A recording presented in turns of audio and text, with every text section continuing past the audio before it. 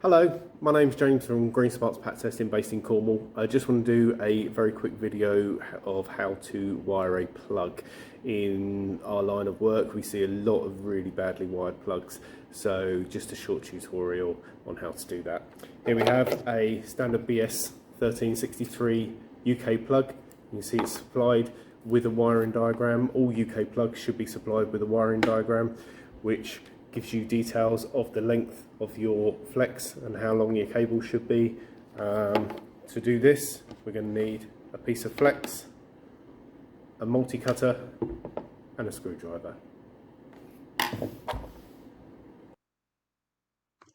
This is a standard BS 1363 plug with the live, neutral and earth pins clearly marked.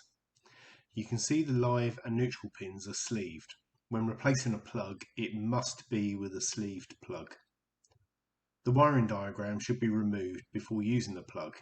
It's for reference only. Using the wiring diagram or the plug, determine the length of sheath you need to remove, ensuring that the cord grip will cover both layers of insulation. Score the outer cable, being careful not to damage any of the cables inside. Remove the outer sheath to expose the inner cores. Using the wiring diagram or the plug, determine the length of the cores to cut back.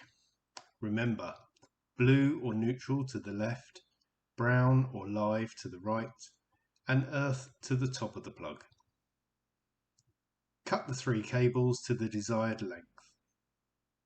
Remove between 6 and 10 mm of outer insulation to expose the copper. Twist the copper to ensure a secure termination in the pins of the plug.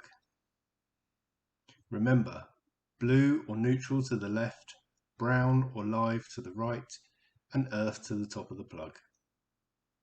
Secure all 3 wires and make sure they are screwed tight. Place the top of the plug, ensuring no wires are squashed or caught. Tighten the middle screw, and there you have a new plug.